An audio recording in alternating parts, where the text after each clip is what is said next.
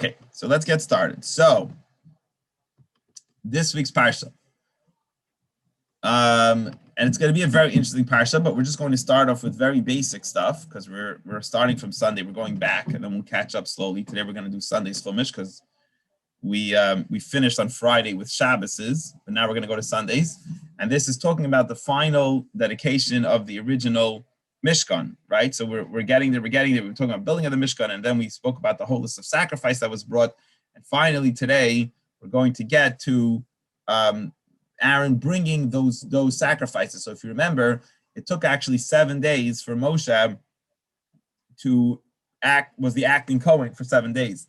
And on the 8th day, which was Rosh Chodesh Nisan, was a very, very special day. You'll see that over here, that's the day where finally Aaron started serving as the Kohen. So Rashi actually, by the way, I'll just share with you, let's read the verse and then I'll share with you an interesting Rashi. Was in the 8th day, was the 8th day. So they were acting, Moses was the acting Kohen and doing all the work as a Kohen from the 23rd to the 29th day of Adar. And finally on the first day, which is the Adar's a month before Nisan, before the month which Pesach comes out in, month of Nisan. Finally on the first day, a year later, after the Jews left Mitzrayim, a year later, they enter into the Kohanim are finally the ones working in the Mishkan, finally the ones working that are going to start bringing the sacrifices. So here we go. It wasn't the 8th day. After 7 days of Moses being the acting Kohen, Aaron, on the 8th day, Aaron jumped in. Moses calls Aaron. It says, Aaron, Ulavan of Aaron and his sons, tells them, Uzikni Yisrael, and to the elders of Israel, everybody come. He says, in the 8th day, Moses, he says to Aaron and Aaron's children and to the elders of the Jewish people. So Rashi says, what day was this? This was the 8th day of the inauguration, of the investment, of the creation of the tabernacle. They're finally setting it up. And what day in the month is that? What day was the 8th day of setting up the tabernacle, the Mishkan? That was Rosh Chodesh Nisan. That's the first day of Nisan. So it's been a full year since Hashem originally asked the Jews to bring the Pesach sacrifice and take them out of Egypt. All the history happened in that year. Sin of the golden calf and the manna and everything that took place in that year. And here we are a year later, after finally building the tabernacle. 7 days Moses is the acting Kohen. On the 8th day, finally, Moses gives it over to Aaron. Now, Rashi says that this was a very special day. This day of Rosh Chodesh Nisan has 10 famous things that happen uniquely on that day. Rashi says this is a very special day. One of them we just learned in the Chumash, and that is that Aaron finally started serving as the acting Kohen. Now, what's interesting is, okay, I'm going to tell you all 10 actually. I figure I might as well share with you what are the 10 unique things that happened on this day. So first of all, according to some commentaries, that is the day that the world was created. There's a debate if the world was created on Rosh Hashanah or 6 days before Rosh Hashanah, or the world was created over here. So according to some opinions, this is actually the day that the world was created. So that would be one cool, obviously very cool fact for that day. Then number 2, it was the day that all the heads of the princes of the Jewish people brought their sacrifices. So again, finally setting up, it's not just the Kohen and it's not just the Moses, it's actually the leaders of all the other princes of each tribe is bringing them their sacrifice. Also, a very cool thing happened that day. A fire came down from heaven, from Hashem, which is going to come down and burn the sacrifices, and that's clearly showing that Hashem's presence is among us. So all these things are taking place on this day. It's the first day the Kohanim will do the Kohanic blessing to the Jewish people on this day. So this day of Rosh Chodesh Nisan is a very, very important day. And here it is that Aaron is finally jumping in and going to be serving as the Kohen Gadol. He's actually going to bring the sacrifices now. Moses is not going to be the acting Kohen. Aaron will take over, and this is all taking place on Rosh Chodesh Nisan on the first day of the month of Nisan. Okay, and now he calls to this event Aaron and his children, but he also calls, Rashi says, the elders of the Jewish people. And Rashi says again, why did he call the elders of the Jewish people? And again, as David Jarishow brought up in our class, there might be people that will become jealous because they see the Kohanim are wearing very prestigious clothes, and maybe they'll think it's that Moses is choosing his brother for honor. So he says he wants everyone, the elders at least of the Jewish people, to be there to say, look, Aaron this is not nepotism. This is not me giving my brother honor. I want you to know that this is all from Hashem and make that very, very clear. So that's what takes place. So he tells Aaron, what sacrifice do I want you to bring as your inauguration? And if you remember, we have a very big problem with Aaron because Aaron was the one who brought the golden, who was the one he was trying to protect the Jews from the golden calf. But if you remember, he was the one that actually, kind of helped form it. Now, he had a good reason. He didn't want to make an idol, but the problem is he did make an idol. He wanted to prevent the Jews from making an idol. But the fact is, he was the one that made the idol. So Moses, when he served for 7 days, he brought a bull. Bull. The bull is the parent of the calf, the golden calf. So he always brought the bull to forgive. But now it's Aaron's turn.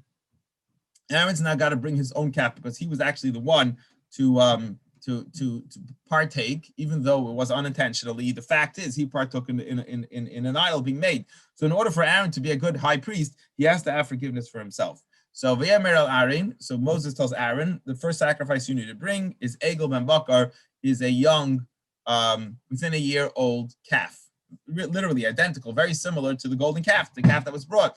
The chatos is a sin offering, right? So this is very important to let it know that Hashem is forgiving you and the Jewish people, which are going to also, the Jewish people are going to bring a sacrifice too, to let them know that this is the calf. And this is, again, evidence that Hashem is forgiving you. You were only involved in the act of the golden calf. You weren't involved intentionally. Hashem is placing you as the Kohen Gadol because your intent was good, but you still need to bring a sin offering. Now, on top of that sin offering, we always bring we bring a burnt offering, which we learned about the previous weeks, which is a gift to Hashem, which is kind of the next step after the sin offering.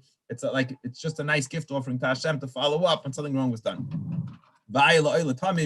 And a ram as a burnt offering, and you should burn it, and you should bring it as a sacrifice both in front of Hashem. So the sin offering you're bringing is from a calf identical to the sin of the golden calf, and then also you're going to be a burnt offering to follow that up as a pleasing aroma offering to Hashem, another gift following up the sin offering. Now, what about the Jewish people? They also sin, and they also have to be brought an offering. But Esau and speak to the Jews. I want them to bring three animals as sacrifices. Again, Rashi tells us the sacrifices are here is for another very special reason, is because that day, as we're going to learn in tomorrow's class, Hashem's presence will dwell among the Jewish people. So this was not a sacrifice that will be brought throughout all generations. No, this is a once in history period for sacrifices brought, some of them to sins to make up for the past, and others simply because this is going to generate the presence of Hashem that will be among the Jewish people. Speak to the Jewish people, saying, tell them to take number one, they should take a goat.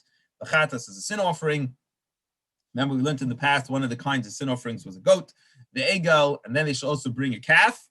Again, I think also it's connected to the golden calf that was brought. Now, these people might not have physically brought the calf, but they might have been part of the intent of it, or in a sense, they're worse than Aaron because they were involved in the intent, the Jewish people as a whole, in bringing the golden calf and in actually bringing it, in thinking about bringing it and bringing it, Bekeves, and then also to bring a sheep, Bnei Shada, both the calf and the sheep should be a year old. To Hashem, of course, it should be complete, beautiful sacrifices to Hashem. Now, in addition to the Jewish people were bringing a goat as a sin offering and a calf and a sheep, Vashari, they should also bring an ox, Va'ayil Ishlamim, and a ram. So they're bringing kind of like almost one of every option animal you can bring. Hashem as a sacrifice for Hashem, and of course bring a meal offering, which is another. Which are basically many different kinds of sacrifices. Why? Because today God's going to reveal Himself. So for some reason, again, we're not going to get into the old commentaries, but some reason this is the right mixture in order for the Jewish people to get Hashem's presence among them. It seems like almost every option of animal as a sacrifice in order to Hashem. And they brought all the sacrifices that Moses commanded them to the door of the Mishkan, of the tent of meeting. And the whole community approached and they stood in front of Hashem. And here they are, where Aaron's day of it's not Moses bringing the sacrifices and Aaron being like the owner and Moses the Kohen. Now Aaron is the first day. Moses is telling Aaron and his sons to come. And Aaron was actually, Rashi told us before, was embarrassed. And the whole Jewish people there watching. And as Rashi said, to show that this is all from Hashem and not nepotism, that Moses is hiring his brother. Moshe said, Moses says, this is what God commanded us to do these sacrifices, that these specific sacrifices, I'm telling you right now, the Yirah Aleichem Kvod Hashem, and the glory of Hashem will appear. Just do this and it's going to happen. So Moses tells Aaron, Krev Elam Mizbeach, Aaron, go close to the Mizbeach. And Rashi says that he was actually embarrassed. Shahoya Aaron Bush, he was embarrassed. And to do this, I don't know, I was thinking in my head, there could be a number of reasons he's embarrassed. Maybe the golden calf and And what's he embarrassed of exactly? But he's embarrassed maybe to be designated among all the Jewish people. And Moses telling him, no, Aaron, you got to go. You got the job. No backing out now. You are the man. This is the whole reason we chose you, is so because you're going to bring the sacrifices now. That's going to bring Hashem's presence among us. Don't, no embarrassing. Now get up there. Yas is chatascha, and do your sin offering, and your burnt offering, right? You bring your calf to make up for the sin that you did with the golden calf. Bring the ram, your burnt offering, and forgive you. And also the nation, stand up there and get up there, and you have to be the one now to bring the sacrifices. And you bring the sacrifices, the 6 different sacrifices from the people. And you forgive the Jewish people like Hashem commanded. So Aaron got close. Finally, he himself is the one in the acting Kohen, goes up to the altar, and he goes and he slaughters the calf, which is the burnt offering, the sin offering. Not the burnt offering, the sin offering.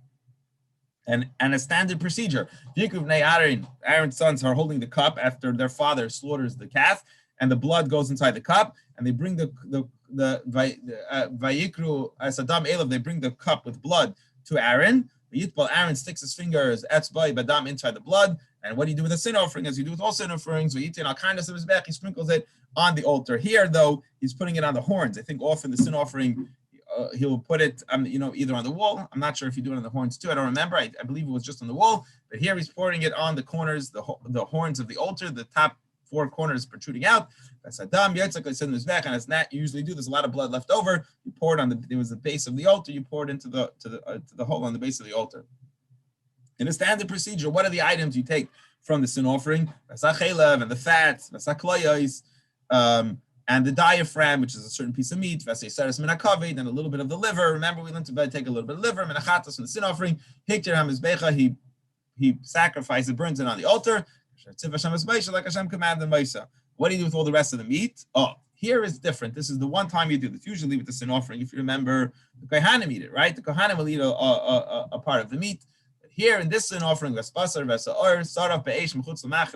take all the meat and all the skin. I can make up a theory for you guys just to make it more interesting, is that maybe because this is the sin for the golden calf, it's a very serious sin that this is becoming forgiven for. But the bottom line is, whatever the reason is, this is the only sin offering that the blood is sprinkled on the outer altar, that you take the animal and you burn it outside. You take everything else of the animal, the meat and the skin, you burn it all. Hashem made that this calf should be burnt fully outside.